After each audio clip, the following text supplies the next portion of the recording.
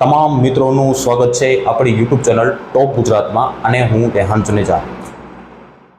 આપણે માહિતી લઈને આવ્યા છે, ફેરફાર સાથે અપડેટ લઈને આવી રહ્યા છે। તમને કીધું હતું પહેલા છેલ્લો વિડીયો આવ્યો છે, એમાં આપણે કીધું હતું કે 15 થી લઈ અને 20 માર્ચ છે ગુજરાતની અંદર વાદળછાયું વાતાવરણ જોવા મળી શકે છે અને ઘણા વિસ્તારોની અંદર વાદળછાયું વાતાવરણ જોવા મળી શકે છે અને ઉત્તર ગુજરાતના અમુક ભાગોની અંદર છાંટછૂટ જોવા મળી શકે છે, એવી માહિતી તમને આપી હતી।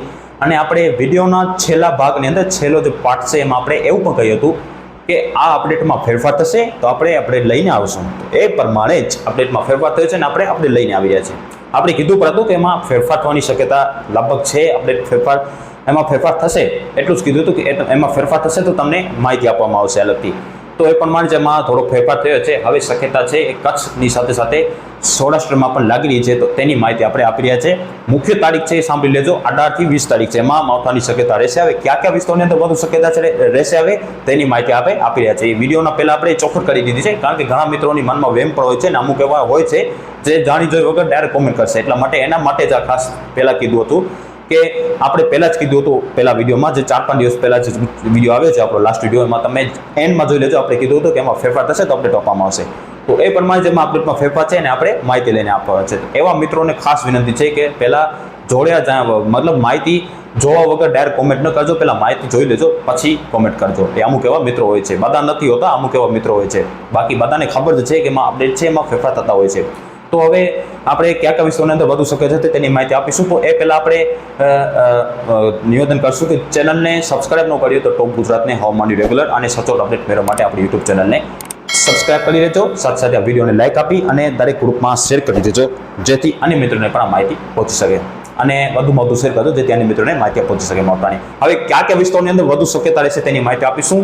વાતાવરણની અંદર પલટો 15 બાદ આવી શકે છે, જે આપણે પહેલા કીધું હતું એમ જ વાતાવરણની અંદર 15 માર્ચ બાદ પલટો આવી શકે છે, 16-17 માર્ચ આસપાસ, અને 18 તારીખ આસપાસ જે પહાડી વિસ્તાર ઉપર જે WD મતલબ કે જે વેસ્ટર્ન ડિસ્ટર્બન્સ પસાર થશે એનો ટ્રપ લંબાશે, તો એના કારણે 18 તારીખથી જ રાજસ્થાનના ભાગો છે અને જે ઉત્તર ગુજરાતના ભાગો છે ને તેને લાગુ જે કચ્છના જે બની ખાવડાવાળા વિસ્તારો છે ત્યાં આ ટ્રપ લંબાશે અને 18 તારીખની રાતથી જ કચ્છના જે પશ્ચિમ ભાગો છે, ઉત્તર ગુજરાતના ભાગો છે, ત્યાં વાતાવરણની અંદર પલટો જોવા મળી શકે છે। આમ તો વાદળછાયું વાતાવરણ તો 16-17 તારીખથી જોવા મળશે, પણ 18 તારીખ સાંજ અથવા રાત આસપાસથી આ વિસ્તારોની અંદર ટ્રપ લંબાશે તો વાતાવરણની અંદર પલટો આવી શકે છે અને માવઠારૂપી વરસાદ છે જોવા મળે એવી શક્યતા આપણે લાગી રહી છે। અને જેમ જેમ સમય પસાર થશે, મતલબ કે જેમ જેમ 19 તારીખનો સમય આવશે એમ થોડાક વિસ્તારો પણ વધી શકે છે। હવે સૌથી વધારે શક્યતાવાળા વિસ્તારો પહેલા આપણે જાણી લઈએ તો એમાં દેશે પશ્ચિમ સૌરાષ્ટ્ર અને ઉત્તર ગુજરાત, ઉત્તર પશ્ચિમ કચ્છ અને તેને લાગુ જે પશ્ચિમ સૌરાષ્ટ્રના વિસ્તારો છે એમાં હાલ મિત્રો હાલની અપડેટ મુજબ એમાં હજી પણ ફેરફાર થઈ શકે છે। હાલની અપડેટ મુજબ એમાં વધુ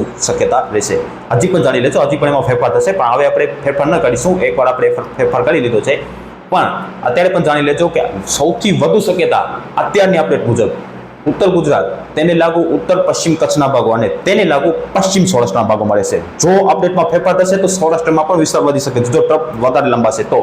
એ અત્યારની અપડેટ છે, એ થોડોક જાણી લેજો।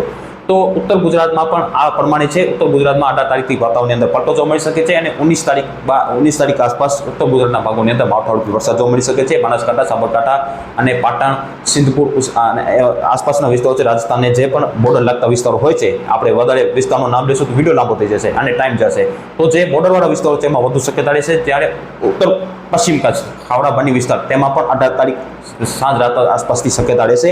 19 તારીખે ઉત્તર પશ્ચિમ કચ્છ, માંડવી, મુંદ્રા, ગાંધીધામ, નલિયા અને આ તમામ વિસ્તારો છે, દરિયાપટ્ટીના તમામ વિસ્તારો છે, એમાં અત્યારની અપડેટ પ્રમાણે 19-20 તારીખ આસપાસ ત્યાં માવઠાની શક્યતા રહેશે। 19 તારીખે વધુ શક્યતા રહેશે।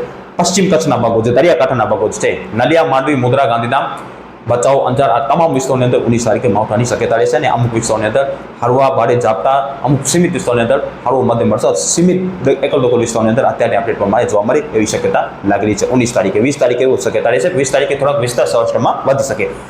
18 તારીખે સૌરાષ્ટ્રમાં ઓછી શક્યતા રહેશે। 19 તારીખે દેવભૂમિ, દ્વારકા, જામનગર, જુનાગઢ, પોરબંદર, આ તમામ વિસ્તારોની અંદર 19 તારીખે માવઠાની શક્યતા રહેશે। અમરેલી, રાજકોટ સુધી પણ શક્યતા રહેશે, જે તેટલો આપણે દક્ષિણમાં જશું એટલી શક્યતા ઓછી થતી જશે અત્યારની અપડેટ પ્રમાણે। ભાવનગરમાં પણ શક્યતા રહેશે, ભાવનગર, ગીર સોમનાથમાં પણ સાવ ઓછી શક્યતા। ભાવનગરમાં ગીર સોમનાથની ગીર સોમનાથના જે આપણે છે એ પ્રમાણે થોડીક વધુ શક્યતા રહેશે ભાવનગરની અંદર 19 તારીખે। અને દક્ષિણ ગુજરાત, મધ્ય ગુજરાતમાં કોઈ ખાસ શક્યતા ન રહેશે વાદળછાયા વાતાવરણને બાદ કરતા. 20 તારીખે વાત કરીએ તો 20 તારીખે ઉત્તર ગુજરાતમાં થોડોક શક્યતા રહેશે અને ટ્રપ થોડોક વધારે લંબાશે તો સૌરાષ્ટ્રના બાકી વિસ્તારો પણ 20 તારીખે કવર થવાની શક્યતા લાગી રહી છે. રાજકોટ, અમરેલી આસપાસમાં થોડીક શક્યતા 20 તારીખે રહેશે. થોડીક શક્યતા, વધુ જોખમ ત્યાં દેખાતું નથી. જામનગર, દેવભૂમિ, દ્વારકા, પોરબંદર, જૂનાગઢની અંદર 20 તારીખે પણ માવઠાની શક્યતા રહેશે. પશ્ચિમ કચ્છના ભાગોની અંદર પણ 20 તારીખે પણ થોડીક શક્યતા લાગી રહી છે. 20 તારીખે 19 તારીખે ત્યાં વધુ શક્યતા લાગી રહી છે. ઉત્તર પશ્ચિમ કચ્છના ભાગોની અંદર પણ 19-20 તારીખે થોડીક શક્યતા રહેશે. બાકી ઉત્તર ગુજરાતમાં 20 તારીખે હળવા ભારે ઝાપટા અને છાંટની શક્યતા રહેશે.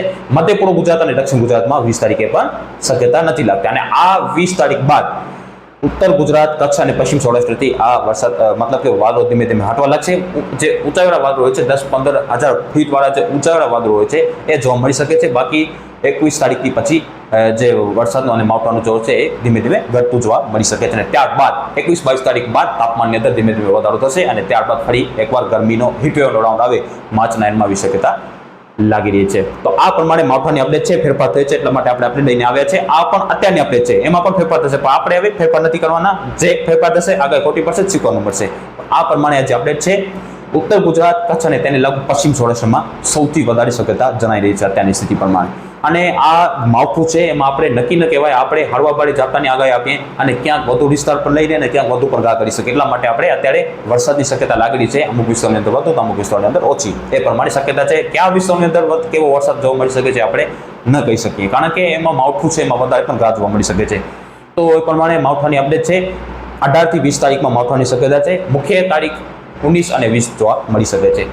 20 તારીખ આસપાસ સૌરાષ્ટ્રના પણ ઘણા એવા વિસ્તારોની અંદર માવઠારૂપી વરસાદ જોવા મળી શકે છે અને ગાજવીજનું પણ માપણ આમાં જોવા મળે એવી શક્યતા મને લાગી રહી છે. તો બાકી પણ ઘણા મતલબ કે દેશના ઘણા ભાગોની અંદર આ માવઠારૂપી વરસાદ જોવા મળી શકે છે. આપણે ખાસ આ ચેનલ ઉપર ગુજરાતની માહિતી આપી રહ્યા છે.